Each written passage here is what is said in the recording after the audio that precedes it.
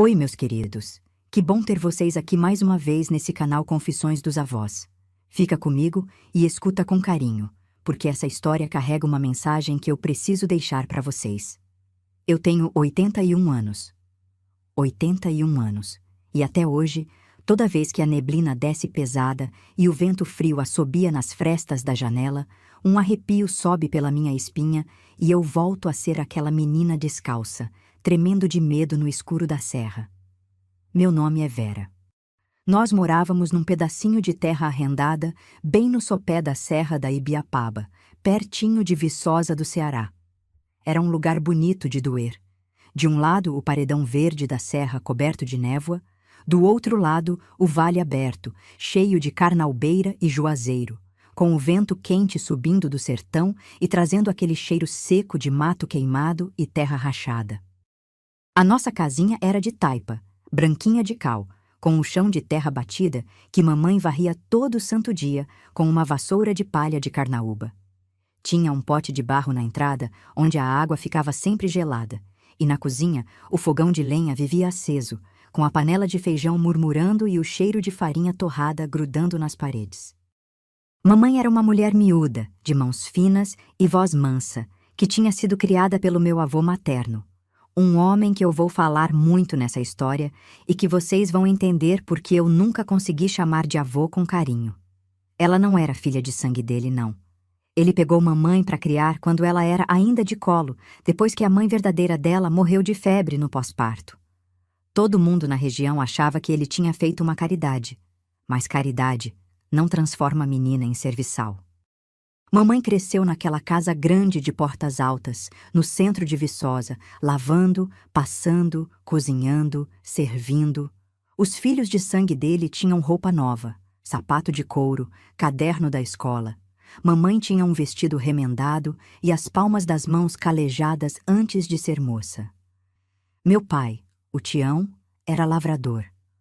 Homem de ombro largo, pele queimada de sol, com as mãos grossas como raiz de imburana e o coração mais mole que massa de tapioca. Ele conheceu mamãe num dia de feira, quando ela tinha ido vender queijo coalho que o meu avô mandava preparar. Papai disse que quando viu mamãe pela primeira vez, com aquele lenço amarelo amarrado na cabeça e os olhos cor-de-mel brilhando no sol da manhã, sentiu como se o chão tivesse sumido debaixo dos pés dele. Mamãe contava essa parte, rindo, tapando a boca com a mão, e dizia que ele ficou parado no meio da feira feito poste, segurando um cacho de banana que nem era dele. O meu avô nunca engoliu aquele casamento. Para ele, a filha de criação que ele moldou para servir tinha que ficar ali, cuidando da casa dele até o fim. Casar com um lavrador sem terra, sem nome, sem dinheiro. Aquilo foi uma afronta que ele carregou como espinho na carne. No dia do casamento, ele mandou avisar que mamãe estava morta para ele, que não voltasse, que não levasse nada que fosse da casa dele. Mamãe saiu com a roupa do corpo, um rosário de contas de sementes que a mãe verdadeira dela tinha deixado, e uma coragem que eu só fui entender o tamanho muitos anos depois. E sabe o que é bonito? Mamãe nunca reclamou. Nunca falou mal dele na frente de nós, os filhos. Quando a gente perguntava do avô, ela só dizia que cada pessoa carrega o peso que escolheu carregar. E mudava de assunto. Ia mexer a panela, ia estender a roupa, ia cantar baixinho aquela cantiga que ela sempre cantava enquanto penteava meu cabelo no fim da tarde. Uma melodia sem letra que eu nunca mais esqueci, que parecia feita de saudade e de perdão ao mesmo tempo. Nós éramos 3 irmãos. Eu era a mais velha. Depois vinha o Lauro, que era grudado em papai feito sombra. E por último, o Donato, o caçulinha, que ainda engatinhava e tinha os mesmos olhos de mel da mamãe. A vida era dura, mas era nossa. Papai trabalhava na roça de sol a sol, plantando mandioca, feijão e milho. Mamãe costurava para fora, fazia doce de goiaba para vender na feira. E à noite, quando a gente já estava deitado na rede, eu ouvia ela e papai conversando baixinho na varanda. O barulho da rede rangendo, o som dos grilos lá fora e o cheiro de fumo de corda que papai fumava no cachimbo. Até o dia em que tudo desabou. Mamãe estava esperando o 4º filho. A barriga já estava grande e ela andava mais cansada, mais pálida, com olheiras fundas e as mãos inchadas. Naquela época e naquele fim de mundo, não tinha médico, não tinha hospital, não tinha estrada que prestasse. Quando uma mulher tinha complicação no parto, só restava pedir a Deus que tivesse misericórdia. Deus nem sempre tinha. Eu não vou descrever os detalhes daquela noite, porque tem dor que a boca não consegue traduzir. Eu só lembro do grito. Um grito que cortou a madrugada e fez os cachorros uivarem no terreiro. Depois, o silêncio. Um silêncio tão pesado que eu senti no peito, como se alguém tivesse colocado uma pedra em cima de mim. Mamãe não resistiu ao parto, e o bebezinho, uma menina, foi junto com ela. Meu pai, o Tião, aquele homem que carregava saco de feijão de 50 quilos no ombro sem fazer careta, desabou. Caiu de joelhos no terreiro, com o rosto enterrado nas mãos, e chorou de um jeito que eu nunca tinha visto um homem chorar. Chorou a noite inteira. No dia seguinte, estava com os olhos vermelhos e inchados, mas se levantou, lavou o rosto na bacia de alumínio e veio cuidar de nós três. Porque era o que mamãe teria querido. Mas a nossa desgraça não terminou no luto. No dia seguinte ao enterro, quando a terra ainda estava fresca em cima do caixão de mamãe, apareceu na nossa porta o capataz do meu avô. Um sujeito magro, de bigode ralo e chapéu de couro, montado num cavalo suado. Ele não desceu do cavalo. Ficou ali em cima, olhando para o meu pai de cima para baixo, e disse com uma voz que parecia pedra raspando em pedra, que o meu avô viria na manhã seguinte, com a polícia, para levar nós três embora. Que um viúvo miserável não tinha condição de criar os netos dele, que a gente ia ser levado para casa grande, quisesse ou não. Eu estava escondida atrás da porta da cozinha e ouvi tudo. Senti o sangue gelar. Ir para a casa daquele homem era como ser engolido por uma boca escura. Eu já tinha ouvido mamãe contar o bastante para saber que aquela casa bonita por fora era um lugar de servidão por dentro. Meu pai não respondeu nada para o capataz. Ficou parado, com os braços cruzados, até o homem virar o cavalo e sumir na poeira da estrada. Depois, quando a tarde foi caindo e o sol pintou o céu de vermelho e dourado, eu vi papai sentado na rede do quintal, olhando para a serra escura. Ele ficou ali um tempo que pareceu uma eternidade, e de repente se levantou com uma firmeza que me assustou. Nenhum homem vai tirar vocês de mim. Essa frase está gravada dentro de mim com ferro quente. Eu tinha 10 anos e entendi naquele instante que meu pai era capaz de qualquer coisa por nós. Uma pergunta para vocês, minhas amigas. Quem aqui conhece esses pedacinhos de terra do Ceará? E quem aqui já viu um pai fazer o impossível para não perder os filhos? Conta aqui nos comentários, porque eu quero ouvir a história de vocês. Se você quer saber o que aconteceu naquela madrugada, fica aqui comigo. Meu pai não dormiu naquela noite. Eu também não. Fiquei enrolada na rede, com os olhos arregalados no escuro, ouvindo os passos dele indo e vindo pela casa. O Lauro dormia na rede ao lado, com a boca aberta e a mão pendurada para fora, e o Donato estava no berço de madeira que papai tinha feito com as próprias mãos quando mamãe ainda estava viva. Um caixote de tábua lixada com um colchãozinho de palha de bananeira que ela tinha costurado com retalhos de chita. Eu ouvia papai abrindo e fechando a gaveta da cômoda, mexendo em coisas no escuro, tentando não fazer barulho. De vez em quando ele parava e ficava quieto, e eu sabia que ele estava olhando para a gente, conferindo se a gente tinha acordado. Eu fechava os olhos depressa e fingia dormir, porque não queria que ele soubesse que eu estava com medo. Eu achava que se ele visse medo em mim, ia ficar com mais medo ainda. E alguém naquela casa precisava parecer forte, nem que fosse de mentira. Já passava da meia-noite quando papai acendeu o candeeiro a querosene na cozinha. A luz amarela tremeu nas paredes de taipa e jogou sombras compridas no chão. Eu espiei pelo vão da porta e vi ele sentado no banco de madeira, com as mãos sobre a mesa, olhando para uma coisa pequena que brilhava entre os dedos.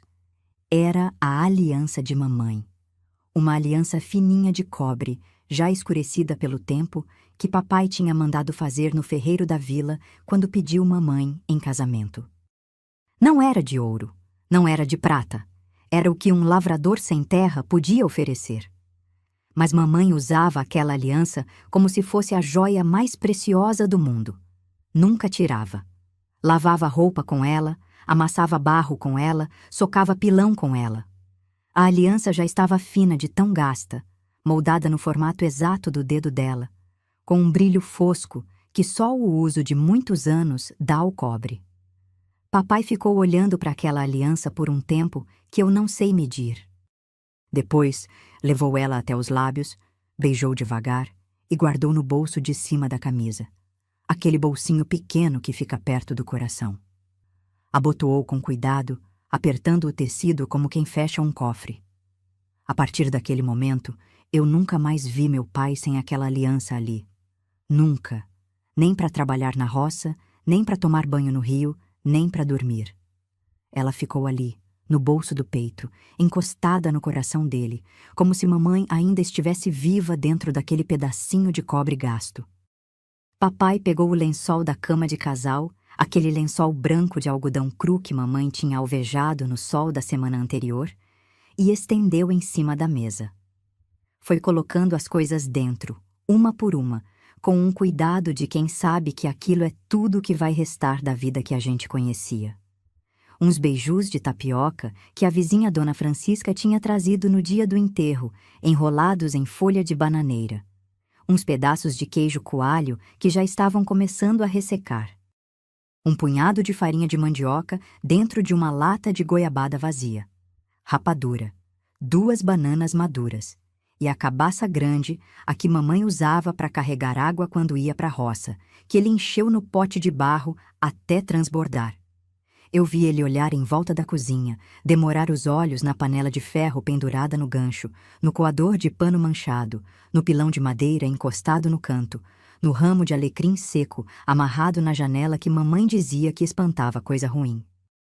Vi ele engolir em seco, passar a mão no rosto e apertar os lábios. Ele estava se despedindo daquela vida, daquela casa, daquele cheiro de fumaça e rapadura que era o cheiro da nossa família. E estava fazendo isso em silêncio, sozinho, sem ninguém para segurar a mão dele. Eu quis correr e abraçar ele. Quis dizer que ia ficar tudo bem, mesmo sem saber se ia. Mas fiquei parada, com a testa encostada no batente da porta, engolindo o choro, porque naquele momento eu entendi uma coisa que menina não devia entender tão cedo. Que às vezes o amor se mostra na decisão de perder tudo para não perder quem importa. Papai amarrou o lençol numa trouxa firme, passou a tira por cima do ombro e veio até a rede onde eu estava deitada. Ele se abaixou e sussurrou no meu ouvido, com uma voz tão baixa que parecia vento passando entre folha seca, que eu acordasse meu irmão, calada, sem chorar. Eu levantei da rede com o corpo todo duro de frio e de medo, e fui até o Lauro. Coloquei a mão na boca dele antes de sacudir o ombro, porque o Lauro tinha o sono leve e costumava acordar assustado. Ele abriu os olhos, me viu ali naquele escuro e quis perguntar. Eu fiz que não com a cabeça. Apertei mais a mão na boca dele e apontei para o papai. Lauro entendeu. Quem cresce no medo aprende a ler os sinais do perigo, sem precisar de palavra.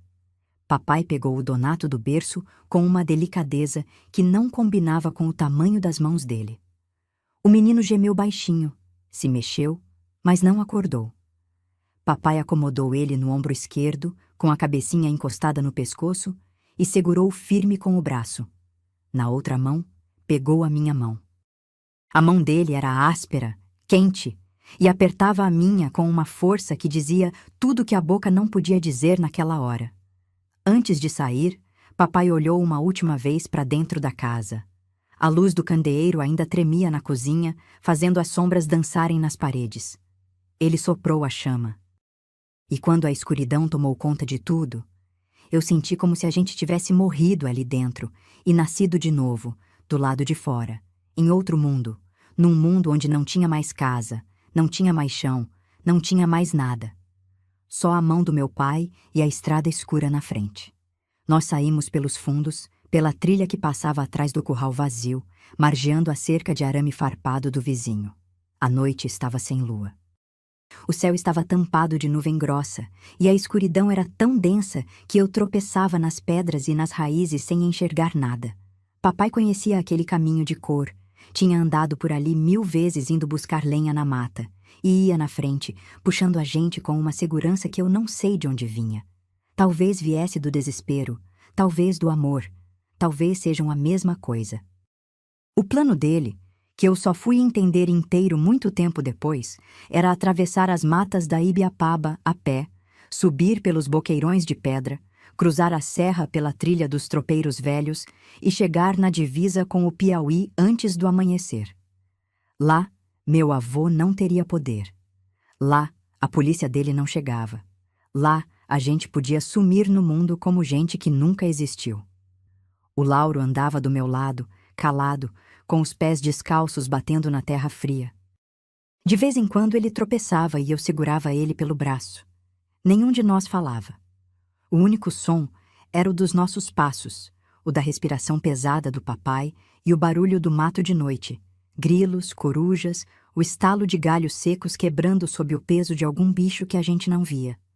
O cheiro era de terra úmida, de folha podre, de sereno frio grudando na pele. E a gente seguia, subindo, sempre subindo. Porque a liberdade estava do outro lado daquela serra, e para chegar nela, a gente primeiro precisava atravessar o escuro. A mata da Ibiapaba de noite é um mundo que não pertence a gente. É um território de bicho, de sombra, de barulho que a gente não sabe de onde vem. As árvores pareciam gigantes curvados sobre nós, com os galhos esticados querendo agarrar. O chão era cheio de raiz grossa, de lajedo solto, de buracos cobertos por folha seca que enganavam o pé. Eu andava grudada na mão do meu pai, com o coração disparado, achando que qualquer criatura da mata ia ouvir aquele tambor dentro do meu peito e vir atrás da gente. O Lauro seguia calado do meu lado esquerdo, respirando pela boca, com a testa suada, mesmo no sereno gelado. Ele estava com os pés já ralados, porque a gente tinha saído sem calçado nenhum. Não deu tempo, não deu para pensar nisso. Eu sentia a terra fria debaixo das solas, as pedrinhas pontudas que furavam a pele, a vegetação molhada de orvalho que cortava entre os dedos. Mas ninguém reclamava, ninguém abria a boca. O pavor tinha engolido a voz de todo mundo. Papai ia na frente com o Donato no ombro, a trouxa de lençol nas costas, e de vez em quando estacava para escutar. Ficava imóvel feito tronco, com a cabeça virada para o lado, os olhos apertados tentando furar o breu. Eu sabia o que ele estava procurando. Barulho de cavalo, de cachorro, de lanterna. Estava atento a qualquer sinal de que meu avô já tinha mandado gente no nosso encalço. Cada vez que ele parava, meu estômago apertava, e eu agarrava a barra da camisa dele com tanta urgência que os dedos ficavam dormentes. Depois de um tempo que pareceu a noite inteira, a vegetação começou a abrir um pouco. Não de luz, mas de espaço. As árvores foram ficando mais afastadas, o chão foi virando mais rocha do que terra, e o som mudou. O canto dos grilos e das corujas foi dando lugar a outro barulho, um ronco grave, contínuo, que vinha de baixo, um bramido de bicho adormecido. Era o rio. O rio Pirangi. Papai parou na beirada e ficou olhando para baixo. Eu me aproximei com cautela e senti o cheiro primeiro. Aquele fedor de lodo, de lajedo molhado, de vegetação apodrecendo na margem. Depois, enxerguei a água. Mesmo na penumbra, dava para ver o brilho dela se mexendo entre os seixos, turva e grossa, correndo com uma pressa que arrepiava. O rio estava cheio. As chuvas dos últimos dias tinham engordado a correnteza e ela puxava galhos, folhas, pedaços de entulho que passavam rodando na superfície e sumiam rio abaixo. Papai se abaixou do meu lado e falou sussurrado, quase colando a boca no meu ouvido. O tom era firme, mas eu percebi que a mão dele tremeu quando segurou meu braço. Disse que ia atravessar primeiro com o Donato, que depois voltava para buscar o Lauro e que eu ficasse ali, segurando no galho daquela árvore sem soltar por nada desse mundo. Quando ele voltasse, a gente atravessava juntos. Eu quis dizer que não queria ficar ali sozinha naquele breu, que eu tinha pavor de cobra, de onça, de tudo que mora na mata de madrugada. Mas olhei para o rosto do meu pai e vi uma coisa que ficou marcada em mim até hoje. Os olhos dele estavam úmidos, mas a mandíbula estava travada, dura que nem lâmina de enxada. Ele estava apavorado igual a mim, mas estava escolhendo ir assim mesmo. Papai entrou na água com o Donato erguido acima da cabeça, segurando o menino com os 2 punhos esticados. A água bateu na canela, no joelho, na cintura. A correnteza empurrava ele para o lado, e eu via o tronco do meu pai inclinar, lutar para manter o equilíbrio, os pés escorregando no fundo lodoso. O Donato acordou com o gelo da água e começou a chorar. Um choro fininho, de menino assustado, que rasgava o silêncio da madrugada. Papai apertou ele contra o ombro e continuou avançando, com o rio já na altura do gogó dele, o queixo erguido para manter a boca fora d'água. Eu agarrei o galho com as 2 mãos e mordi o lábio com tanta pressão que senti gosto de sangue. Ao meu lado, o Lauro estava tremendo inteiro, de sereno, de aflição, de tudo junto. Ele encostou o ombro no meu e ficamos ali, 2 irmãos grudados na treva, olhando para o vulto do nosso pai que ia sumindo no meio da correnteza. Papai alcançou a outra margem. Eu vi a sombra dele subindo o barranco, acomodando o Donato em cima de umas rochas grandes, tirando a camisa encharcada e enrolando o menino nela. Depois, sem descansar nem um instante, entrou na água de novo. Na volta, a correnteza estava mais braba. Ou talvez o cansaço já estivesse comendo o vigor dele. Papai avançava lentamente, com o rio batendo no tórax, os braços abertos para equilibrar, e eu via que ele escorregava mais, que os passos eram mais curtos, que o corpo inteiro lutava contra a água que queria arrastar ele embora. Quando alcançou a nossa margem, agarrou o Lauro pelo braço e o colocou nas costas, com as pernas do menino enroscadas na cintura dele. Lauro se agarrou no pescoço do pai com uma garra de desespero, e os 2 entraram na água juntos. Eu fiquei sozinha. Minha filha, eu não sei explicar o que é ficar sozinha na treva de uma mata, com o bramido de um rio furioso na frente, sabendo que tudo que você tem no mundo está no meio daquela correnteza preta. Eu pedi a Deus, de mansinho, com a testa encostada no galho da árvore. Pedi que segurasse os pés do meu pai no fundo lodoso. Pedi que a água não levasse meu irmão. Pedi com tanta intensidade que senti o corpo inteiro vibrar por dentro, um tremor que nasceu nas costelas e desceu até os calcanhares. No meio da travessia, o Lauro escorregou. Eu vi o menino soltar do pescoço do papai e a correnteza puxar ele para o lado. Foi coisa de 1 segundo. Papai mergulhou o braço e agarrou o Lauro pela cintura com uma mão só, erguendo ele para cima enquanto a água batia com fúria. O Lauro engasgou, tossiu, chorou. Mas papai não soltou. Apertou ele contra si com os 2 braços e avançou os últimos passos quase de joelhos, tropeçando, cuspindo água, até alcançar o barranco e largar o Lauro no chão de rocha. Depois, voltou para mim. Quando meu pai apareceu de novo na margem de cá, ensopado dos pés à cabeça, com a caixa do peito subindo e descendo de exaustão, eu soltei o galho e corri para ele. Ele me pegou no colo. Eu já estava grande para colo, mas naquela hora eu era menina de novo, era bebê de novo, era nada além de uma filha que precisava do pai. Entramos na água juntos. O gelo cortou minha pele, e eu senti meus dentes batendo uns nos outros com tanta violência que achei que iam quebrar. A água subiu pela minha barriga, pelo tronco, e chegou no meu pescoço. Papai me ergueu mais alto, com os braços tremendo de esforço, e eu agarrei nos ombros dele e fechei os olhos. Quando eu abri de novo, a gente estava do outro lado. Papai nos juntou num canto protegido entre umas rochas grandes, tirou a trouxa de lençol que tinha amarrado nas costas. Por milagre, ela não tinha se soltado na travessia. E abriu pra gente comer. Os beijus de tapioca estavam moles de umidade. O queijo coalho tinha gosto de rio, e a rapadura estava grudenta. Mas a gente comeu tudo sem reclamar, mastigando sem pressa, com os dentes batendo de frio, sentados naquela laje, com a roupa pingando e a carcaça inteira doendo. Papai não comeu. Deu a parte dele pro Lauro, que estava tremendo tanto que mal conseguia segurar o beiju. Depois, pôs a mão no bolso da camisa e apertou. Eu vi o gesto, mesmo na penumbra. Ele estava conferindo se a aliança da mamãe ainda estava ali. Estava. E enquanto estivesse, a gente ia continuar. Ele olhou para a serra acima de nós. Os paredões sumiam na névoa, imensos, escuros, feito muralhas de uma fortaleza que ninguém tinha convidado a gente para entrar. E murmurou, mais para ele do que para nós, que agora era subir.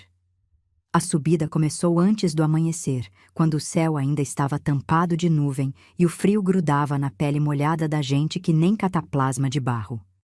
Papai amarrou a trouxa de lençol cruzada no tronco, ajeitou o Donato no ombro esquerdo e começou a escalar o primeiro paredão, buscando apoio nas fendas da rocha com os dedos das mãos e a ponta dos pés descalços. Eu ia atrás, imitando cada gesto dele, colocando a mão onde ele tinha colocado, pisando onde ele tinha pisado. O Lauro vinha por último, calado, com os lábios roxos de sereno e os olhos vidrados de cansaço. A serra da Ibiapaba é traiçoeira. De longe parece uma parede só, lisa e uniforme.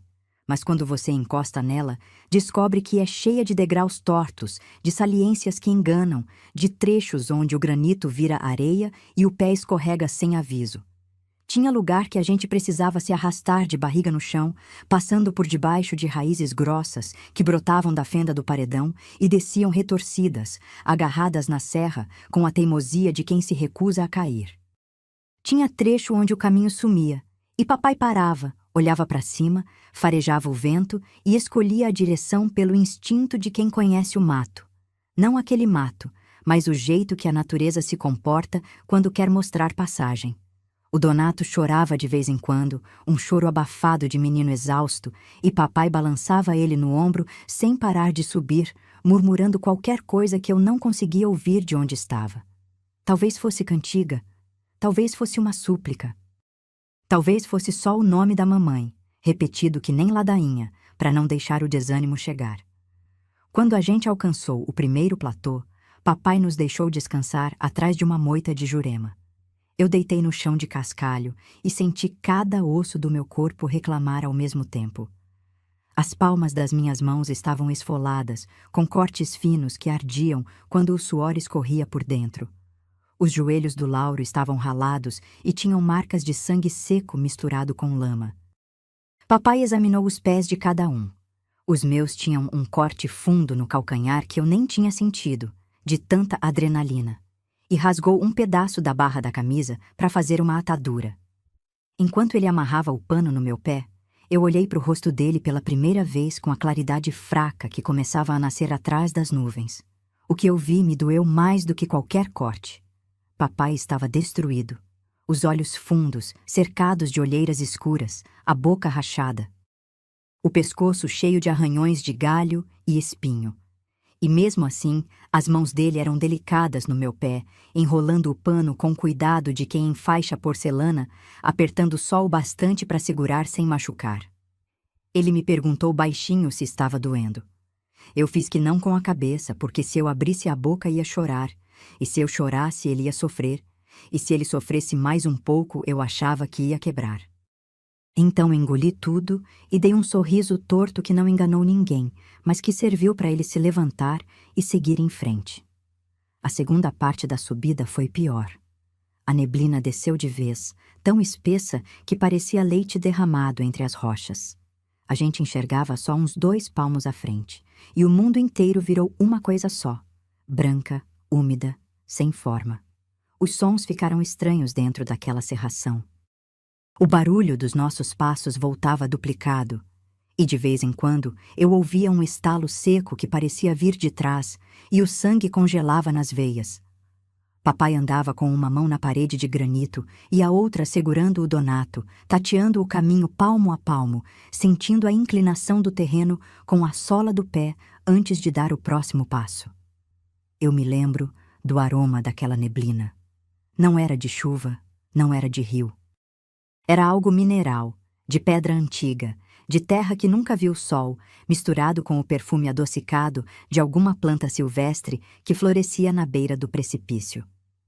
Aquele cheiro ficou colado nas minhas narinas por dias, e até hoje, quando sinto algo parecido, o estômago embrulha e as pernas amolecem. Subimos durante um tempo que eu não consigo calcular. Podia ter sido 1 hora, podiam ter sido 3. O cansaço tinha borrado a noção de tudo, de tempo, de distância, de fome. Eu só sabia que tinha que colocar um pé na frente do outro, seguir a sombra do meu pai na névoa e não olhar para baixo, porque quando eu olhava para baixo, o abismo aparecia, pedaços do vale que surgiam nos rasgos da cerração, tão distantes que as árvores lá embaixo pareciam capim, e a vertigem subia pela espinha e ameaçava derrubar o equilíbrio.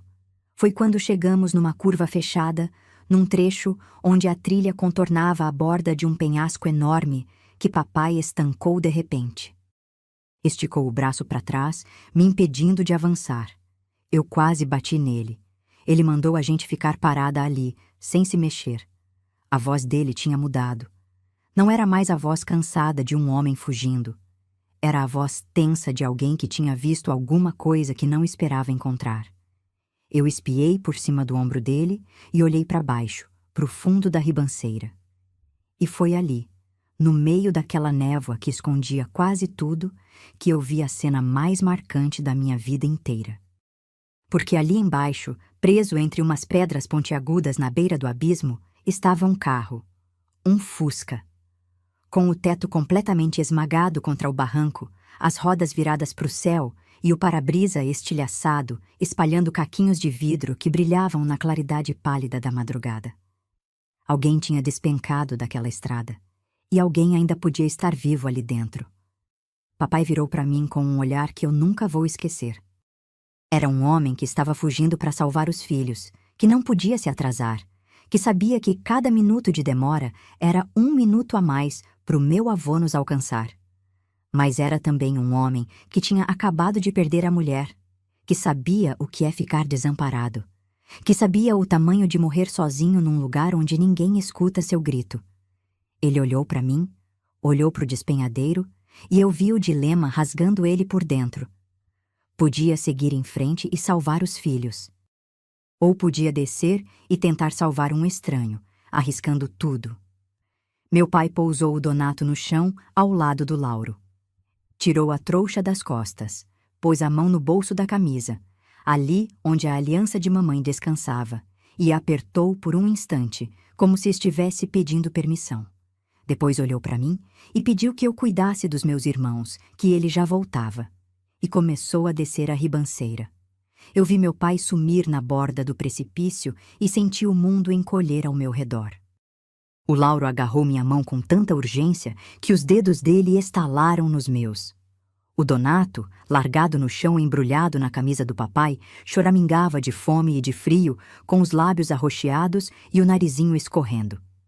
Eu puxei ele para o meu colo e abracei os dois ao mesmo tempo, um de cada lado, apertando contra a minha carcaça magra que tremia sem parar. De onde a gente estava, sentados na beira daquela trilha estreita, eu conseguia ouvir tudo o que acontecia lá embaixo. O barulho das botas do papai raspando no cascalho, o estalo de galhos secos quebrando sob o peso dele, o som de terra solta rolando encosta abaixo. Cada barulho era uma pontada no peito. Eu ficava imaginando ele escorregando, perdendo o apoio, despencando junto com as pedras soltas e sumindo naquele abismo que a névoa escondia. E se ele não voltasse? E se a gente ficasse ali, 3 filhos sozinhos no topo de uma serra, sem pai, sem mãe, sem ninguém no mundo? Eu apertei os olhos e pedi a Deus que trouxesse meu pai de volta. Pedi com aquela fé crua de menina que ainda não aprendeu a duvidar, aquela fé que é mais instinto do que razão, mais desespero do que devoção. Passou um tempo que eu não sei medir.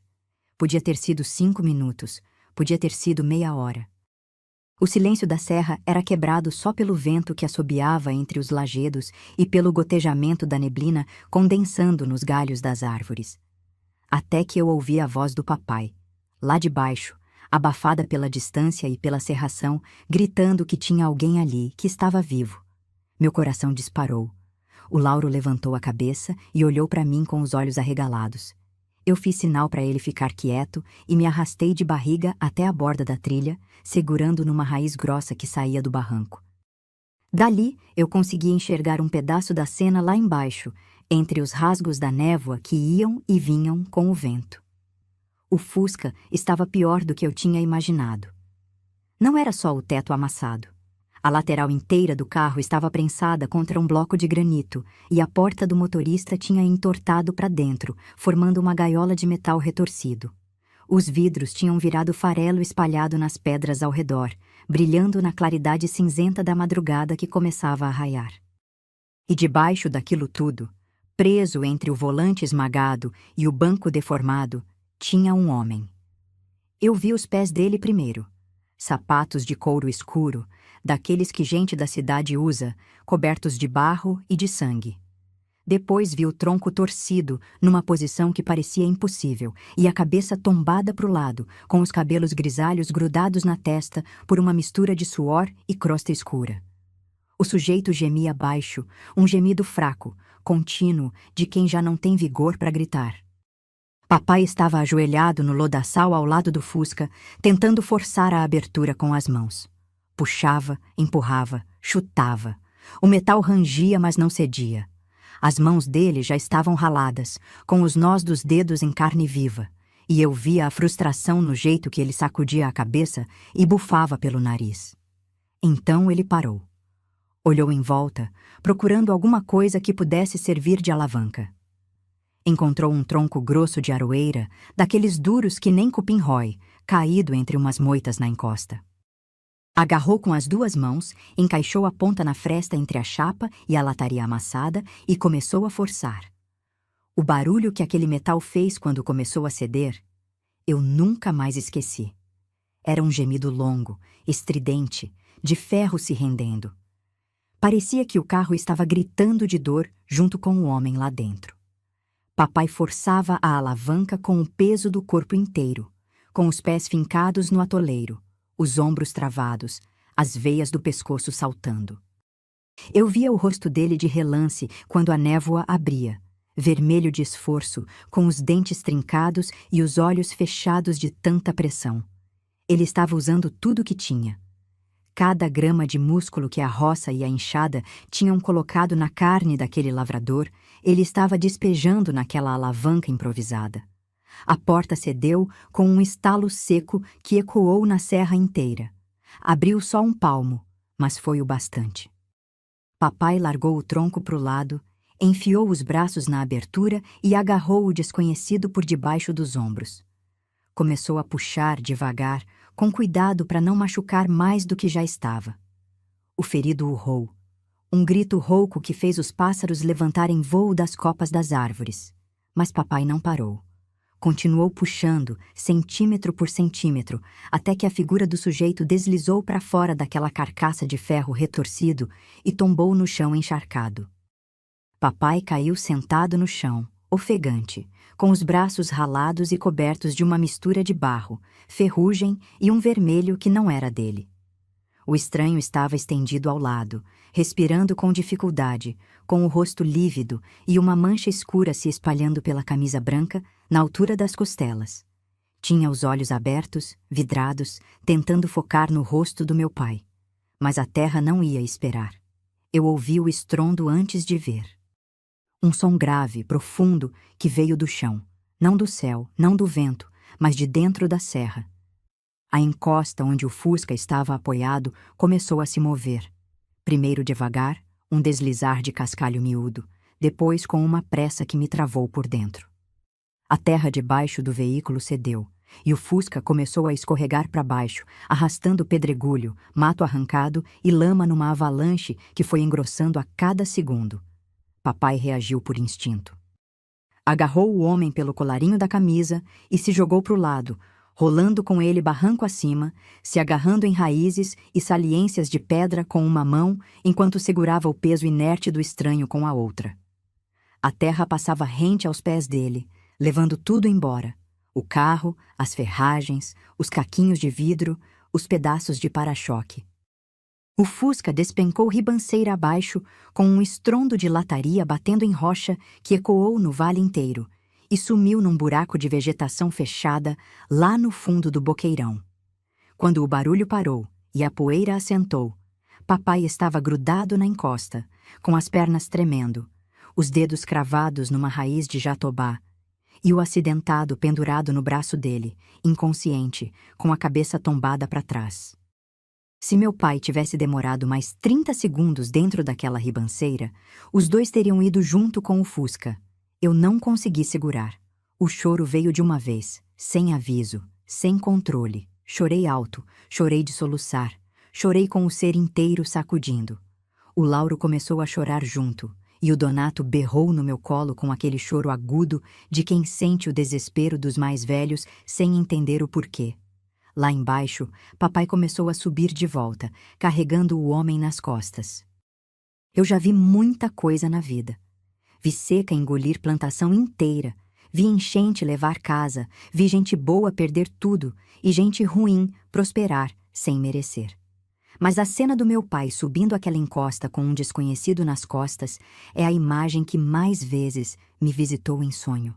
Porque ali não era só um lavrador carregando outro ser humano. Era a prova de que existe gente nesse mundo que, mesmo quando está no fundo do poço, ainda estende o braço para quem caiu ao lado. Papai escalou a ribanceira num esforço que não parecia de gente. Os pés descalços buscavam apoio em cada saliência do terreno. Os dedos se cravavam na terra fofa, e no lombo dele o acidentado balançava que nem fardo de mantimento, com os braços pendurados e a cabeça tombada para o lado. Cada metro que papai ganhava, eu achava que ia ser o último. Ele parava, ofegava, o tronco inteiro tremia, e eu via os músculos dos ombros dele saltando por baixo da camisa encharcada de suor e lama. Mas ele não soltava. Apertava os dentes e subia mais um palmo, mais uma raiz, mais uma saliência de granito, até que os dedos dele apareceram na borda da trilha onde a gente estava esperando. O Lauro e eu agarramos o braço do papai e puxamos com tudo que a gente tinha. O acidentado veio junto, arrastado, e tombou na trilha de barriga para cima, com a respiração fraca e os olhos fechados. Papai desabou do lado, com o rosto enfiado no cascalho, arfando que nem animal que correu demais. Ficou ali uns instantes que pareceram uma eternidade, com o dorso subindo e descendo, até que levantou a cabeça, limpou o rosto na manga da camisa e olhou para a serra acima. A gente ainda não tinha chegado no topo. Eu não sei como ele fez. Até hoje eu me pergunto de onde vinha aquela resistência. Papai ergueu o desconhecido de novo, ajeitou ele nos ombros e retomou a subida. Eu peguei a trouxa de lençol, agarrei o Donato pelo pulso. O menino já andava cambaleando, meio dormindo em pé, e o Lauro foi na frente, abrindo caminho na vegetação rasteira que cobria os últimos trechos da serra antes do platô. O sol começou a nascer quando a gente alcançou o topo, e eu nunca mais esqueci aquela claridade. Depois de uma noite inteira na treva, na água gelada, na lama, no granito cortante, de repente o céu se abriu e uma luz dourada derramou em cima da gente que nem ouro líquido. O vento mudou de direção, ficou mais quente, mais seco, e trouxe um cheiro diferente. Cheiro de mato de caatinga, de jurema, de aroeira, de terra vermelha assada no sol. A gente tinha cruzado a serra. Estávamos do outro lado, do lado do Piauí. Papai cambaleou uns passos e caiu de joelhos na terra vermelha, com o desconhecido escorregando de cima dele e tombando no capim seco. Ficou ajoelhado ali, com as palmas apoiadas nas coxas, olhando para o horizonte aberto que se estendia na frente. Um vale imenso, plano, salpicado de juazeiros e mandacaros, tão diferente da serra verde e úmida que a gente tinha deixado para trás. Eu vi os ombros dele sacudirem e entendi que ele estava chorando. Chorando de alívio, de exaustão, de saudade, de tudo que tinha engolido a noite inteira sem deixar escapar. Eu me ajoelhei do lado dele e encostei a cabeça no braço dele. Não falei nada. Nenhum de nós falou. o Lauro sentou do outro lado e o Donato engatinhou até o colo do pai. A gente ficou ali, os 4 grudados na terra vermelha, com o sol nascendo na frente e a serra ficando para trás. E por um instante, só um instante, pareceu que tudo ia ficar bem. Mas o desconhecido precisava de socorro. Papai se recompôs, secou o rosto com o dorso da mão e olhou em volta procurando sinal de vida. Lá embaixo, no fundo do vale, dava para ver uma fumacinha fina subindo entre umas árvores, sinal de fogão aceso, sinal de gente. Papai carregou o acidentado mais uma vez, agora morro abaixo, o que era menos penoso, mas ainda assim brutal para o estado em que ele se encontrava. A gente desceu tropeçando, escorregando na terra solta, segurando nos arbustos secos, até que chegamos num caminho de barro batido, e no fim dele, num aglomerado de casas de adobe com telhado de palha. Era um povoado pequeno, desses que nem nome no mapa tinha. Umas 10, 15 famílias espalhadas em volta de um terreiro de chão varrido, com um cruzeiro de madeira no centro e uma igrejinha de taipa com a porta aberta. A gente entrou ali parecendo assombração, sujos, ensanguentados, descalços, carregando um homem desmaiado. O povo saiu das casas e rodeou a gente com aquela mistura de espanto e compaixão que só gente do interior tem. Aquela solidariedade que não pede explicação, que não faz pergunta antes de ajudar. Uma senhora de cabelo branco, preso num coque e avental de chita, mandou trazer água, panos limpos e garapa de rapadura. Uns homens ajudaram a carregar o acidentado para dentro de uma casa e deitaram ele numa rede. Outro saiu correndo para chamar o enfermeiro do posto médico que ficava na vila vizinha, a umas 2 léguas dali. Papai sentou num banco de madeira debaixo de um pé de mangueira e ficou olhando para o nada, com os cotovelos apoiados nos joelhos e os punhos pendendo entre as pernas. Eu nunca tinha visto meu pai tão gasto. Parecia que tinham tirado dele 10 anos de vida numa noite só. O enfermeiro chegou montado num jumento quando o sol já estava alto. Examinou o acidentado, limpou os ferimentos, enfaixou as costelas que pareciam estar trincadas. Disse que o homem tinha tido muita sorte. Se tivesse ficado mais umas horas preso naquelas ferragens, não teria resistido. Depois olhou para o meu pai com um respeito que eu nunca tinha visto ninguém olhar para um lavrador e perguntou como ele tinha conseguido tirar um homem daquele tamanho de dentro de um carro destruído, sozinho, no escuro. Papai não respondeu. Só deu de ombros. O acidentado só acordou de verdade no fim daquela tarde. Quando abriu os olhos, ficou um tempo olhando para o teto de palha da casa, sem entender onde estava. A senhora do coque trouxe um caldo de galinha com farinha e deu na boca dele com uma colher de pau. Ele tomou devagar, engolindo com dificuldade, e depois começou a olhar em volta, procurando alguma coisa. Procurava meu pai. Quando os olhos dele encontraram papai, sentado no canto da sala com o Donato dormindo no colo, o homem fez um gesto para ele se aproximar. Papai foi até a rede e ficou de pé, segurando o chapéu contra o peito, naquela postura humilde de lavrador que não sabe o próprio valor. O desconhecido estendeu os dedos e segurou a mão do meu pai.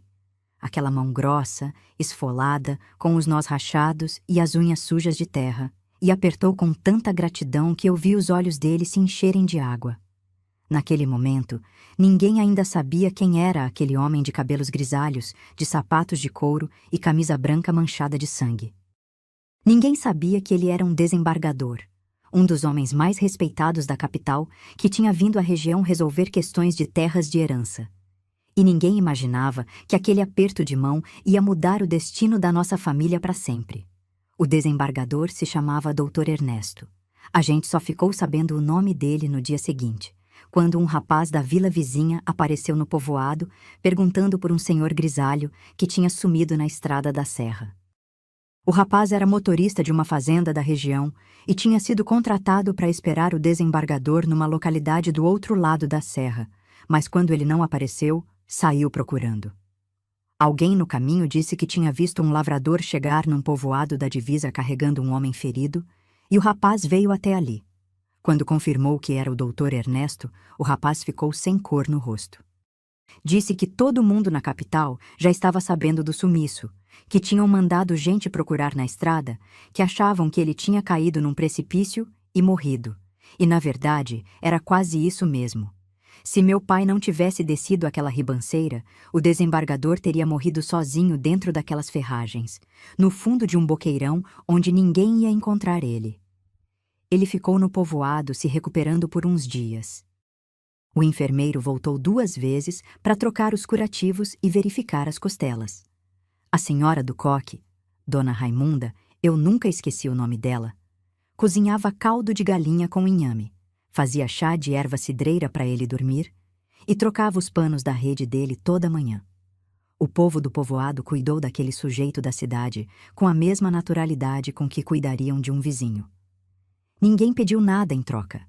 Ninguém quis saber se ele era rico ou pobre, importante ou qualquer um. Estava precisando, e pronto. Papai, enquanto isso, trabalhava. No segundo dia ali, ele já tinha se oferecido para consertar a cerca de um dos moradores, rachar lenha para Dona Raimunda e capinar um pedaço de roça que estava abandonado nos fundos do terreiro. Meu pai não sabia ficar parado. Para ele, dever favor era pior que dever dinheiro, e ele sentia que cada prato de comida que a gente recebia era uma dívida que precisava ser paga com suor. Eu via ele trabalhando debaixo do sol com aquele corpo todo machucado, as mãos enfaixadas com tiras de pano, e sentia uma mistura de orgulho e de raiva. Orgulho do homem que ele era, raiva de um mundo que obrigava um homem daqueles a fugir da própria casa para não perder os filhos. Foi no 3º dia que tudo mudou. Ele já estava conseguindo se sentar na rede e comer sozinho. A cor tinha voltado para o rosto dele, e os olhos, que nos primeiros dias ficavam perdidos e vidrados, já tinham recuperado uma vivacidade que denunciava alguém acostumado a pensar, a avaliar, a decidir. Naquela tarde, ele pediu para Dona Raimunda chamar meu pai. Papai entrou na sala com aquele jeito manso de lavrador, tirando a poeira da roupa com umas palmadas no peito e nas coxas, antes de se sentar no banco de madeira, ao lado da rede. O magistrado ficou olhando para ele por um tempo, sem falar nada, com uma expressão que eu não conseguia decifrar. Parecia uma mistura de curiosidade, admiração e alguma coisa parecida com vergonha. Vergonha de quê? Eu não sabia ainda. Então ele começou a perguntar. Quis saber de onde a gente vinha, por que estava atravessando a serra, a pé no meio da madrugada, por que 3 filhos pequenos estavam descalços e sujas de lama numa trilha de tropeiro. Papai respondeu sem enfeitar, sem esconder, sem se fazer de coitado. Contou da mamãe, do parto, da morte dela e do bebezinho. Contou do meu avô, do casarão de portas altas em Viçosa, da criação que não foi criação, mas servidão. Contou do capataz que apareceu montado no cavalo suado, avisando que viriam com a polícia para tomar os filhos dele. E contou da fuga, a trouxa de lençol, o candeeiro apagado, a travessia do Pirangi, a subida dos paredões.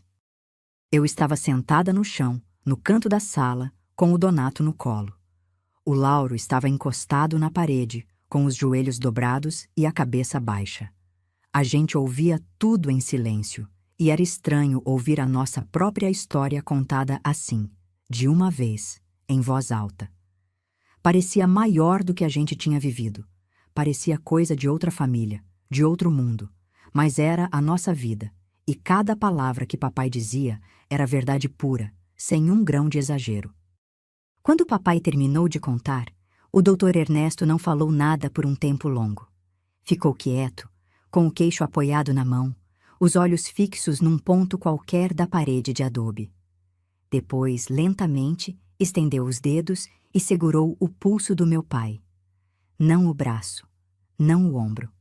O pulso, com os dedos envolvendo a parte mais fina, ali onde se sente a batida do sangue. E percebi que os olhos dele estavam cheios de água. Minha filha, eu já tinha visto meu pai chorar. Já tinha visto o enfermeiro admirar meu pai. Mas nunca tinha visto um homem poderoso segurar o braço de um lavrador com aquele respeito. Não era pena, não era caridade. Era reconhecimento. Era um homem que tinha chegado perto da morte, olhando para o homem que tinha tirado ele de lá e entendendo o tamanho do que tinha sido feito. Ele murmurou, com a voz embargada, que meu pai tinha arriscado a vida dos próprios filhos para salvar um estranho. Que podia ter passado direto, que ninguém ia saber, que ninguém ia cobrar. Mas que tinha escolhido descer aquela ribanceira, mesmo fugindo, mesmo com o tempo correndo contra ele, mesmo sabendo que cada minuto de atraso era um minuto a mais para o avô nos alcançar. Papai abaixou a cabeça e disse baixinho que não podia ter passado direto, que mamãe não ia deixar ele dormir em paz se ele tivesse deixado um cristão morrer num buraco, que a aliança dela estava ali no bolso e pesou mais que o medo. Foi a primeira vez que eu ouvi meu pai mencionar a aliança da mamãe para alguém de fora. E quando ele disse aquilo, eu vi ele apertar o pulso dele com mais urgência e engolir seco, porque tinha entendido o tamanho daquele gesto. Não era coragem de herói de história. Era a coragem de um homem simples que obedecia a uma bússola que não ficava no bolso da camisa, mas no fundo do peito. O desembargador ficou calado mais um tempo. Depois perguntou o nome do meu avô. Papai falou. E quando o nome saiu, eu notei uma coisa mudar nos olhos do Dr. Ernesto. O olhar dele se estreitou, o queixo endureceu e ele soltou o pulso do papai devagar, como quem acaba de tomar uma decisão. Eu não sabia naquele momento, mas o Dr. Ernesto conhecia meu avô. Não pessoalmente, mas de nome, de reputação, do tipo de nome que circula em cartórios, em tribunais, em gabinetes onde se decide quem tem poder sobre a terra e sobre as pessoas que vivem nela. E o que ele sabia daquele nome não era nada bom. O desembargador olhou para o meu pai com uma firmeza que eu nunca tinha visto em ninguém e disse, sem ser em voz alta, sem ser em tom de promessa grandiosa, mas com uma serenidade que pesava mais do que qualquer grito, que nenhum homem ia tirar aqueles filhos do pai deles, que ele ia cuidar disso, e pela maneira como ele falou, eu soube que ele era capaz de cumprir. O Dr. Ernesto agiu rápido. Mais rápido do que eu achava que um homem com as costelas trincadas e o corpo coberto de curativo era capaz de agir. Nos dias que se seguiram, enquanto ainda se recuperava na rede de Dona Raimunda, ele mandou o rapaz motorista de volta à capital com um envelope lacrado. Dentro tinha uma carta escrita à mão, com uma letra miúda e firme que ele redigiu apoiado num pedaço de tábua que servia de mesa. Eu não sabia o que dizia naquela carta, mas via a seriedade no rosto dele enquanto escrevia, a testa franzida, o lápis parando de vez em quando, enquanto ele escolhia cada palavra com o cuidado de quem sabe que palavras, na folha certa, podem ser mais poderosas que qualquer arma. A resposta veio numa semana. Chegou na forma de 2 homens montados em cavalos bem cuidados, com chapéu de couro novo e botas lustradas, trazendo uma pasta de documentos e um recado do tribunal da capital. Eram oficiais de justiça. Eu nunca tinha visto gente assim de perto, gente com chancela timbrada, com selo, com a autoridade da lei estampada no jeito de andar e de falar. Eles se apresentaram a papai com uma cordialidade seca, profissional, e explicaram que o Dr. Ernesto tinha acionado o tribunal para garantir que nenhuma autoridade local pudesse retirar os filhos da guarda do pai, que tinha sido emitido um documento oficial impedindo qualquer tentativa de meu avô de nos tomar. Papai ouviu tudo sentado no banco debaixo da mangueira, com o chapéu no colo e os olhos fixos no chão. Quando os oficiais terminaram, ele ficou quieto um tempo, mastigando aquela informação que parecia grande demais para caber na cabeça de um lavrador que nunca tinha posto o pé num tribunal. Depois levantou os olhos e olhou para o Dr. Ernesto, que assistia da janela da casa de Dona Raimunda, apoiado no batente com o braço enfaixado. E eu vi nos olhos do meu pai uma coisa que eu nunca tinha visto antes. Não era alegria, não era alívio, era incredulidade. A incredulidade de um homem que passou a vida inteira sendo pisado e de repente descobre que alguém com poder resolveu pisar do lado dele e não em cima dele. Mas a história não acabou com o decreto. Meu avô não era homem de aceitar derrota calado. A notícia da proteção legal chegou em Viçosa antes mesmo de os oficiais voltarem para a capital. No interior, as novidades viajam mais rápido que cavalo. Vão de boca em boca, de feira em feira, de terreiro em terreiro, e quando a gente percebe, todo mundo já sabe, E meu avô, acostumado a dar ordem e ver todo mundo obedecer, ficou furioso. Mandou seu advogado de Fortaleza escrever uma petição contestando o documento do desembargador, alegando que papai era indigente, incapaz e que os filhos estavam em situação de abandono. O doutor Ernesto leu aquela petição com uma calma que arrepiava. Dona Raimunda contou depois que ele soltou um riso seco quando terminou de ler, balançou a cabeça e pediu folha para escrever de novo. A resposta dele foi mais longa que a primeira carta, e dessa vez veio acompanhada de testemunhos que ele mesmo recolheu no povoado. Gente que viu papai chegar carregando um estranho nas costas. Gente que viu ele trabalhar no dia seguinte mesmo destruído de cansaço. Gente que viu como ele cuidava de nós três com uma devoção que envergonhava muita mãe e muito pai de família inteira. O tribunal decidiu a favor do meu pai. O documento final, que chegou umas semanas depois, garantia a guarda definitiva de nós três ao nosso pai e incluía uma advertência formal ao meu avô, proibindo qualquer tentativa de nos retirar. Eu me lembro do dia que papai recebeu aquele documento. Ele segurou com as duas mãos, olhou para frente e para trás da folha como se estivesse lendo, mas eu sabia que papai mal sabia juntar as letras. Ele estava olhando para aquilo como quem olha para um milagre. Um pedaço de papel que valia mais que toda a terra e todo o gado e todo o dinheiro do meu avô, porque aquelas linhas diziam que nós éramos dele e que ninguém podia mudar isso. Naquela noite, depois que o Lauro e o Donato dormiram, eu vi papai sentado sozinho na varanda da casa de Dona Raimunda. Ele tinha tirado a aliança da mamãe do bolso da camisa e segurava ela na palma aberta, olhando para aquele anel fino de cobre gasto que brilhava fraco na luz do candeeiro que vinha da janela. Eu fiquei parada na porta, sem ele me ver, e observei. Ele levou a aliança até os lábios, encostou de leve e depois guardou de volta no bolso. Abotoou devagar e ficou ali, olhando para o céu limpo cheio de estrela, com uma paz no rosto que eu não via desde antes da mamãe morrer. Mas o doutor Ernesto não parou na proteção legal. Ele sabia que uma ordem judicial não enche barriga e não dá teto, que papai precisava de trabalho, de terra, de um lugar longe dali onde meu avô não tivesse influência, onde a gente pudesse recomeçar sem carregar o peso daquele nome nas costas. Então, fez uma proposta. A família dele tinha fazendas no interior do Piauí, numa região de terra boa para lavoura, longe de Viçosa, longe da Ibiapaba, longe de tudo que lembrava dor. Ofereceu a papai trabalho na administração das terras, não como empregado qualquer, mas como responsável por um pedaço da propriedade, com casa para morar, roça para plantar e respeito que lavrador raramente recebe de patrão. Papai aceitou sem pestanejar. Não por orgulho, não por ambição, mas porque entendeu que aquela era a chance que mamãe teria pedido a Deus que aparecesse.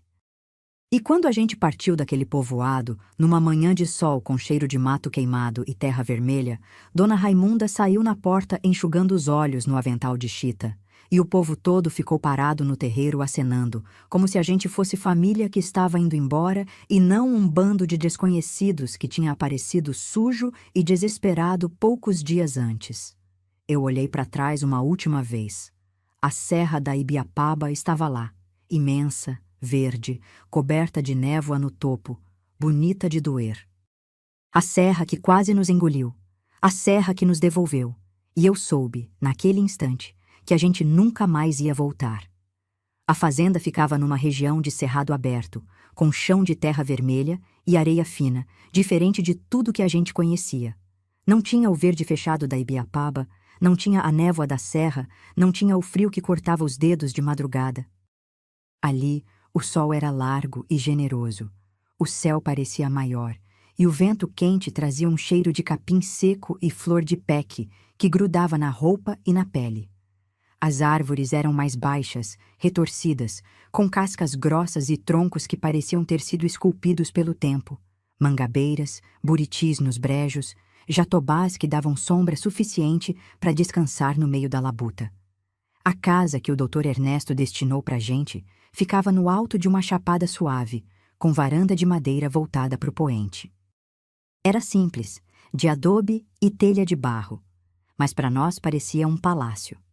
Tinha 3 cômodos separados, um fogão de barro no quintal coberto por um telheiro de palha, e um terreiro amplo, onde papai logo plantou um pé de goiaba e um de mangueira.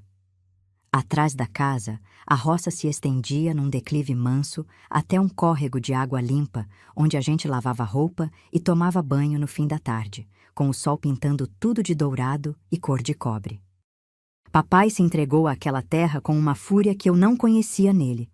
Acordava antes do galo cantar, tomava uma caneca de garapa com farinha e saía para o roçado com a enxada no ombro e o chapéu puxado para baixo. Plantou feijão, milho, mandioca, abóbora. Criou galinhas, comprou 2 porcos de um vizinho em troca de serviço e aos poucos foi enchendo o quintal com a vida que a gente tinha perdido na fuga. Ele trabalhava com uma urgência silenciosa, como se cada semente que colocava na terra fosse uma resposta ao meu avô, uma prova de que um lavrador sem nome e sem herança podia construir o mundo de novo com as próprias mãos. O doutor Ernesto mandava notícias de vez em quando, por meio de um capataz da fazenda principal, que passava a cada lua para verificar as terras. Trazia recado, trazia mantimento quando a colheita atrasava, e de vez em quando trazia um presente para nós. Uma bola de couro para o Lauro, um vestido de algodão para mim, um cavalinho de madeira para o Donato. Papai não pediu nada em tempo algum. Recebia com gratidão, agradecia com um aceno curto e voltava para o trabalho. Mas eu via que cada gesto do desembargador era recebido por ele com uma emoção que não cabia na boca. Ficava nos olhos, no jeito que ele apertava os lábios e desviava o rosto para ninguém perceber. Eu cresci naquela fazenda. Cresci cuidando dos meus irmãos, cozinhando no fogão de barro, lavando roupa no córrego, varrendo o terreiro com vassoura de palha de Buriti. Eu era mãe e filha ao mesmo tempo. Fazia o mingau do Donato de manhã, penteava o cabelo do Lauro antes dele sair para ajudar papai na roça, remendava as calças que rasgavam nos espinhos do cerrado. Eu tinha os braços finos de menina, mas as responsabilidades de mulher feita, e às vezes, no fim do dia, quando todo mundo já estava dormindo e a casa ficava em silêncio, eu sentava na varanda e chorava baixinho de cansaço e de saudade. Saudade de mamãe. Uma saudade que não diminuía com o tempo. Só mudava de forma. No começo, era uma saudade de gritar, de arrancar o cabelo, de bater a cabeça na parede. Depois, virou uma saudade mansa, quieta, que morava no fundo do peito e acordava nos momentos mais inesperados, quando eu sentia o cheiro de alfazema no mato, quando ouvia uma cantiga parecida com a que ela cantava, quando via uma mulher penteando o cabelo da filha na porta de uma casa e sentia o estômago apertar e os olhos arderem. Papai não se casou de novo. Mulher nenhuma entrou naquela casa, nenhum nome feminino foi pronunciado com afeto naquele quintal além do da mamãe. Tinha vizinha que olhava para ele com interesse, que trazia prato de comida sem ninguém pedir, que ficava de conversa no terreiro mais tempo do que o necessário. Mas papai era educado e distante, agradecia e se retirava, e eu sabia por quê. A aliança de mamãe continuava no bolso da camisa dele, e todo santo dia, antes de apagar o candeeiro para dormir, ele tirava ela, olhava por um instante e guardava de volta. Aquele ritual era o casamento dele continuando. Enquanto a aliança estivesse ali, a minha mãe estava ali. E nenhuma outra mulher podia ocupar um lugar que já estava preenchido por um fantasma feito de cobre e saudade. O Lauro cresceu parecido com papai, calado, forte, teimoso, bom de enxada. Virou o braço direito do meu pai na roça antes mesmo de ser rapaz. O Donato era diferente. Tinha a delicadeza da mamãe, os mesmos olhos de mel, uma curiosidade pelo mundo que não cabia naquela fazenda. Ele vivia perguntando coisas que ninguém sabia responder, coisas sobre as estrelas, sobre o rio, sobre por que a chuva vem de um lado e não do outro. Papai olhava para ele com uma ternura misturada de espanto, porque via ela viva naquele menino, nos gestos, no jeito de inclinar a cabeça quando escutava, na mania de cantar baixinho enquanto fazia qualquer coisa. A gente não voltou para Viçosa. Não tornou a pôr os pés na serra da Ibiapaba. Não tornou a ver meu avô. As notícias que chegavam eram poucas e sempre de segunda ou terceira boca. Que ele tinha envelhecido, que o casarão de Portas Altas estava caindo aos pedaços, que os filhos de sangue dele tinham ido embora um por um e nenhum tinha ficado para cuidar dele. Papai ouvia essas notícias sem expressão nenhuma no rosto. Não demonstrava alegria, não demonstrava pena. Só guardava e seguia. Porque para ele, aquele homem tinha morrido na mesma noite que mamãe, quando mandou o capataz ameaçar tirar os filhos de um viúvo no dia seguinte ao enterro da mulher. Mas mesmo longe, mesmo protegidos, mesmo reconstruídos, tinha uma ferida que não fechava. Uma pergunta que eu carregava desde menina e que nunca tive coragem de fazer em voz alta. Uma pergunta que eu guardava no mesmo bolso invisível onde papai guardava a aliança. Se mamãe tivesse sobrevivido, meu avô teria nos deixado em paz? Ou ele teria encontrado outro jeito de destruir a nossa família? Eu nunca soube a resposta, e talvez seja melhor assim. Os anos passaram do jeito que passam no interior, devagar por fora e depressa por dentro. A gente olha e parece que nada mudou. O mesmo sol, a mesma roça, o mesmo cheiro de terra molhada depois da chuva. Mas quando a gente se dá conta, os meninos já são rapazes, a menina já é mulher, e o pai que parecia um touro na força dos braços já anda mais curvado, já respira mais curto, já senta no banco da varanda mais cedo do que sentava antes. Papai envelheceu trabalhando, não conhecia outro jeito de existir. Mesmo quando a roça já estava produzindo bem, quando já tinha farinha no paiol e porco no chiqueiro, e galinha de sobra no terreiro, ele continuava acordando no escuro e saindo pro roçado com a enxada no ombro. Eu pedia para ele descansar, para deixar o Lauro cuidar da labuta pesada, mas ele sacudia a cabeça com aquela teimosia mansa e saía andando, com o chapéu puxado para baixo e a camisa já suada antes do sol esquentar. Trabalhar era a maneira que ele tinha de não pensar demais, de não deixar a saudade ocupar espaço no dia. Enquanto o corpo estava ocupado, a cabeça ficava quieta. E papai precisava que a cabeça ficasse quieta. O Lauro se casou com uma moça do povoado vizinho, filha de um criador de cabras. Era uma mulher forte, calada, de sorriso raro mas sincero, que se encaixou na família com a naturalidade de quem pertence àquele chão. Tiveram filhos.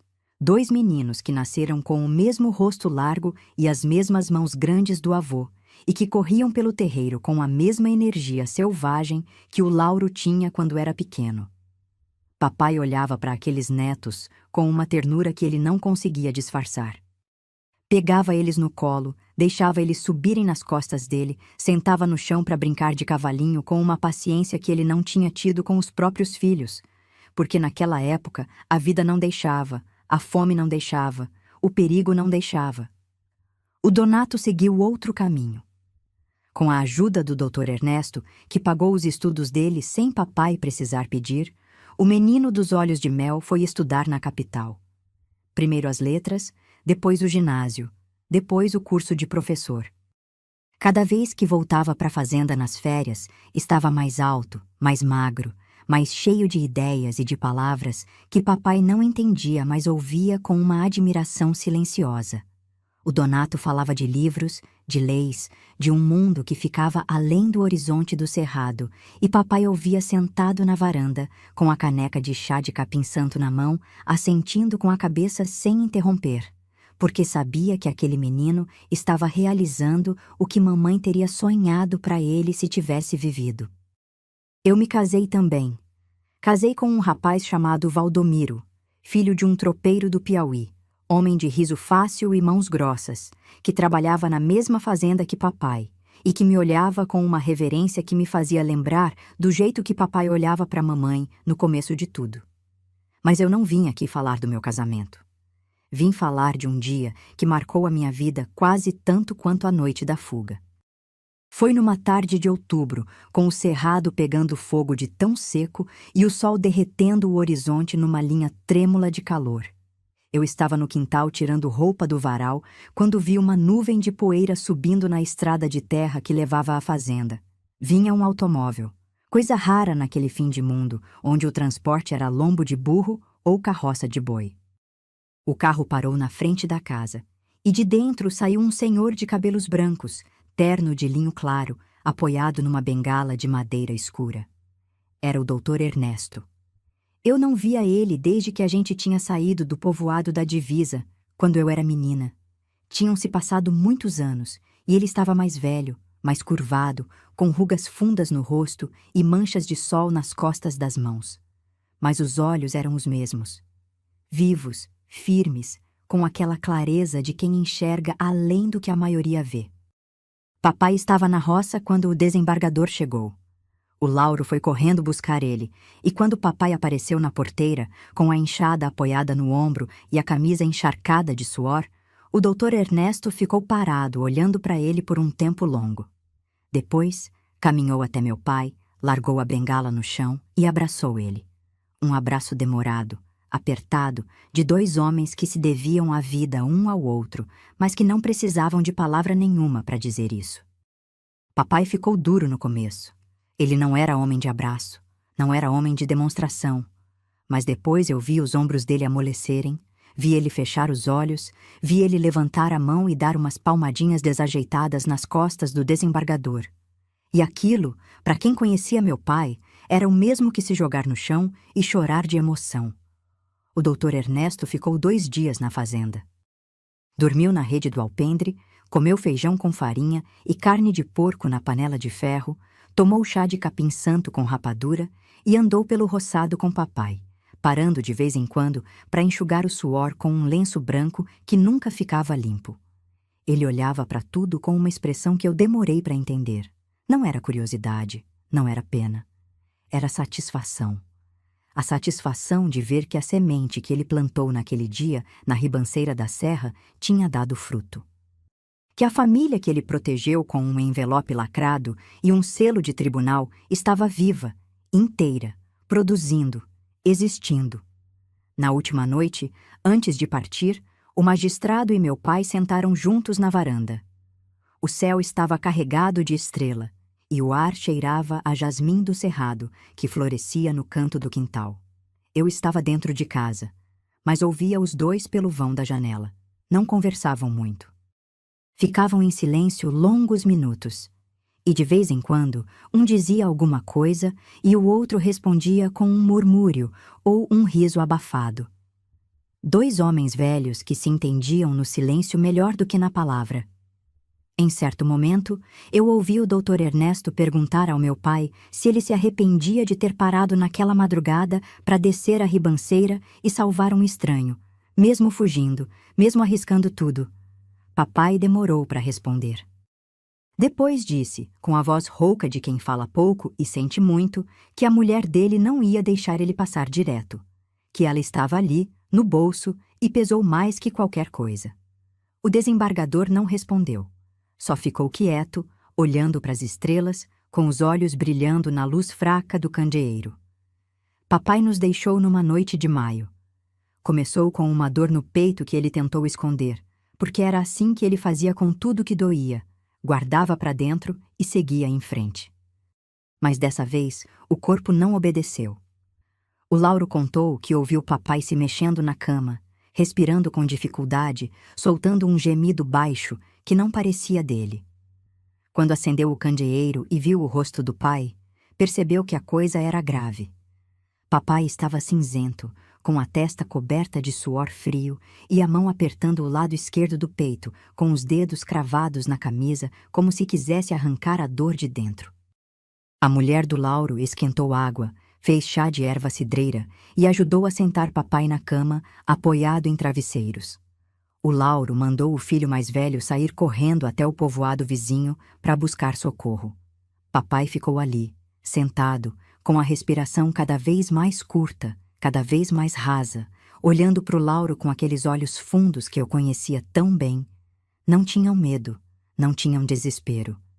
Tinham uma calma que arrepiava. A calma de quem já tinha decidido que, se fosse a hora, ia aceitar sem fazer escândalo. Quando a ajuda chegou, já era tarde. Papai tinha fechado os olhos uns minutos antes, com a cabeça encostada na parede e a mão ainda sobre o peito. Partiu do mesmo jeito que viveu, sem dar trabalho, sem pedir nada, sem obrigar ninguém a ver ele sofrer. Eu estava na minha casa, a uns quilômetros dali, quando o Lauro chegou montado a cavalo antes do sol nascer, sem fôlego, com os olhos vermelhos e a boca tremendo. Não precisou falar nada. Eu olhei para a cara dele e soube. Soube com aquele saber que vem de dentro da barriga, que não precisa de palavra, que a gente sente antes de entender. Larguei tudo, peguei um chale e saí com ele. Quando cheguei na casa da fazenda, papai estava deitado na cama, coberto com um lençol branco até a cintura. A mulher do Lauro tinha colocado um ramo de alecrim do quintal em cima do peito dele. Os netos estavam calados no canto da sala, com aquele silêncio assustado de quem é pequeno e percebe que alguma coisa grave aconteceu, mas não sabe nomear. O Donato ainda não tinha chegado. Mandaram recado para a capital, mas a estrada era longa. Eu me aproximei devagar, minha filha. Cada passo que eu dava em direção ao meu pai custava uma coragem que eu não sabia que tinha. Porque enquanto eu não chegasse perto, enquanto eu não visse de verdade, ainda podia ser mentira. Ainda podia ser que ele estivesse só descansando, que fosse abrir os olhos a qualquer momento e me olhar com aquele jeito quieto e perguntar por que todo mundo estava com aquela cara. Mas quando eu vi o rosto dele, eu soube. Papai estava em paz. Uma paz que eu não via naquele rosto desde antes da mamãe morrer. As rugas estavam ali, os sulcos profundos do sol e do vento e do tempo, mas a expressão era lisa, mansa, quase suave. Parecia que alguém tinha passado a mão na face dele e alisado todo o sofrimento que estava guardado ali embaixo. Eu encostei a testa na testa dele e fiquei ali, respirando o cheiro do meu pai pela última vez. Cheiro de suor seco, de fumo de corda, de terra de roça, de sabão grosso. O cheiro de toda a minha infância concentrado naquela pele que já estava esfriando. Eu chorei. Chorei de um jeito que não chorava desde a noite da fuga, desde a travessia do rio, desde aquela madrugada em que eu achei que ia perder tudo. Chorei agarrada na beirada da cama, com a face molhada encostada no ombro dele, sentindo o peso do braço que já não ia me segurar mais, da palma que já não ia apertar a minha, dos dedos que já não iam dar corda em nenhuma enxada, em nenhum arado, em nenhuma esperança. Foi a mulher do Lauro que me afastou com delicadeza, me sentou no banco e me deu um copo de água com rapadura. Eu bebi sem sentir o gosto, olhando para o nada, com a cabeça vazia e o peito transbordando. E foi nesse momento que o Lauro se aproximou de mim, com os lábios tremendo e um brilho diferente nos olhos. Não era só tristeza. Era outra coisa. Era surpresa. Ele estendeu a palma na minha frente. E ali, naquele punho aberto e grosso de lavrador que era o espelho exato da mão do nosso pai, estava a aliança. A aliança de cobre da mamãe. Gasta, fina, escurecida pelo tempo, moldada no formato do dedo que já não existia mais. O Lauro tinha encontrado ela no bolso da camisa do papai, ali onde ela morou a vida inteira, no bolsinho de cima, perto do coração. Eu peguei aquela aliança com as duas mãos e senti a gravidade dela. Uma gravidade que não era de cobre. Era o peso de uma vida inteira de amor guardado em silêncio. Era o peso de um homem que carregou a mulher dele no peito por décadas sem nunca falar sobre isso, sem nunca reclamar, sem nunca pedir que ninguém entendesse. A aliança estava quente, quente do corpo do meu pai, do calor do peito dele, como se ainda tivesse viva, como se aquele pedacinho de metal gasto guardasse um resto de batida que o coração dele tinha deixado ali antes de parar. Eu levei a aliança até o nariz e senti. Tinha aroma de tecido velho, de suor, de fumo, o perfume do bolso onde ela viveu. Mas debaixo disso tudo, debaixo dos anos e da poeira e do desgaste, eu jurei que senti outra coisa. Um rastro de alfazema. O perfume da mamãe, tão fraco que podia ser invenção da minha cabeça, delírio da dor, truque da saudade. Mas eu senti. e eu quis acreditar que era real. Naquela noite, eu me sentei na varanda onde papai costumava ficar. Coloquei a aliança no meu dedo. Ficou larga, solta, girando à toa, porque o dedo da mamãe era mais fino que o meu. E olhei para o céu. As estrelas estavam enormes naquela noite. Enormes e brilhantes de um jeito que eu não lembrava de ter visto. E eu fiquei pensando que talvez, em algum lugar que eu não consigo alcançar com os olhos, papai tivesse finalmente encontrado mamãe. Que ela estivesse esperando ele com aquele lenço amarelo no cabelo e aquele sorriso tímido que tapava com as costas da mão. E que ele tivesse chegado perto dela, tirado a aliança do bolso e devolvido pro dedo de onde ela tinha saído. E que ela tivesse dito que ele fez certo. Em tudo. Desde o começo até o fim.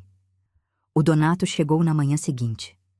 Quando entrou na sala e viu papai, caiu de joelhos na terra vermelha e chorou de um jeito que partiu o coração de todo mundo que estava ali.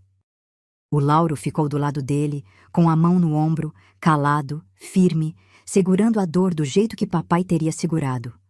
Por dentro. E quando tudo passou, quando a casa ficou vazia de novo e o silêncio tomou conta, eu passei pelo jatobá que papai tinha plantado no quintal no primeiro dia em que chegou naquela fazenda. O mesmo jatobá que dava sombra para os netos brincarem, que dava casca para chá de remédio para os vizinhos, que dava pouso para os pássaros da região. A árvore que ele colocou ali como quem finca uma bandeira na terra e diz, sem precisar abrir a boca, que aquele lugar era dele, que aquela vida era dele, que ninguém mais ia tirar nada que fosse dele. Eu moro sozinha agora. Meu Valdomiro já se foi, e os filhos cresceram e fizeram as vidas deles, como é justo. O Lauro continuou na fazenda até o fim, e os netos dele ainda cuidam daquela roça que papai abriu com a enxada e com a teimosia. O Donato virou professor na capital, se formou, deu aula para centenas de jovens e toda vez que me visita diz que tudo que ele conquistou nasceu naquela madrugada em que papai nos colocou debaixo do braço e fugiu.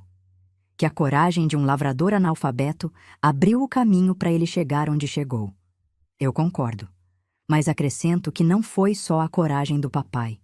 Foi o amor da mamãe, que mesmo morta continuou guiando aquele homem pelo peso de uma aliança de cobre dentro do bolso da camisa. A aliança está comigo. Eu guardo ela numa caixinha de madeira de cedro que o Valdomiro me deu no nosso aniversário de casamento. Fica na mesinha ao lado da minha cama, perto do candeeiro. Toda noite, antes de dormir, eu abro a caixinha, pego a aliança e seguro na palma por uns instantes. Faço o mesmo gesto que papai fazia. Levo até os lábios, encosto de leve e guardo de volta. É o meu ritual. O mesmo ritual dele, passado de geração em geração, não por ensinamento, mas por herança de gesto, que é a herança mais verdadeira que existe. A aliança está tão fina que eu tenho medo de que um dia ela se parta. O cobre já perdeu quase toda a espessura, e quando eu passo o dedo por dentro do anel, sinto o sulco que o dedo da mamãe deixou com o uso de tantos anos, uma marca tão pessoal quanto uma impressão digital, tão íntima quanto um segredo.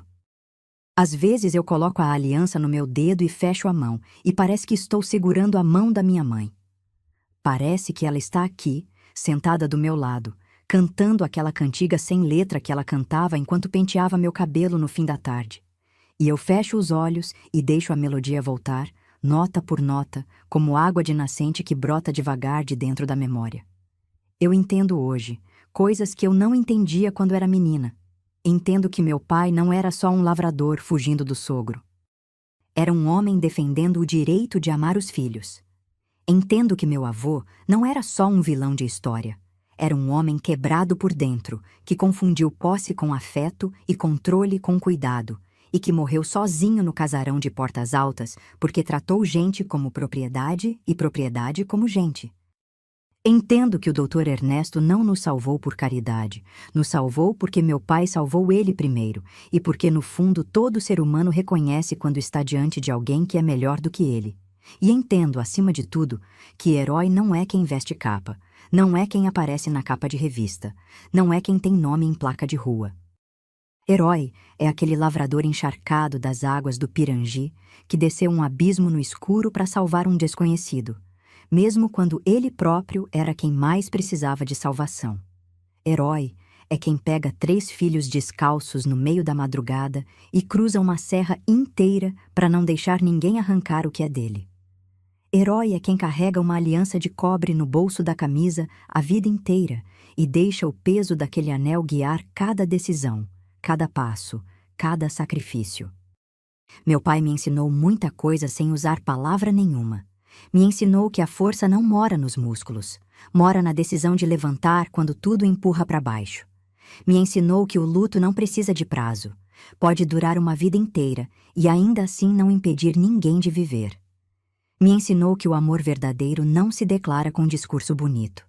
Se declara com gesto repetido, com presença silenciosa, com um beijo numa aliança de cobre toda noite antes de apagar a luz. Às vezes eu me pego olhando para o céu nessas noites claras do interior, quando as estrelas estão tão perto que parece que a gente pode tocar nelas. E eu penso no papai e na mamãe. Penso que eles estão juntos de novo, que ela está com o lenço amarelo amarrado na cabeça e ele está parado na frente dela, sem saber o que fazer com as mãos, que nem no dia da feira quando se viram pela primeira vez. E que ela está rindo, tapando a boca com as costas da mão e dizendo que ele demorou. E ele está devolvendo a aliança para o dedo dela. E dessa vez, ninguém vai separar os dois. Eu quero agradecer a vocês, minhas amigas, por terem ficado aqui comigo até o fim dessa história. Cada uma de vocês que ouviu até aqui carrega dentro de si a memória de alguém que fez o impossível por amor. Um pai, uma mãe, um avô, uma tia, uma vizinha. Alguém que levantou quando o mundo empurrou para baixo. E você, minha amiga que está me ouvindo agora? Já presenciou o sacrifício de um pai para não deixar os filhos desamparados? O que o seu pai foi capaz de fazer por você? Deixe sua história aqui nos comentários. Eu leio todas com muito carinho e emoção. Se essa história tocou o seu coração, compartilha com uma amiga que também precisa ouvir isso. Porque tem gente que está precisando lembrar que ainda existe amor de verdade nesse mundo.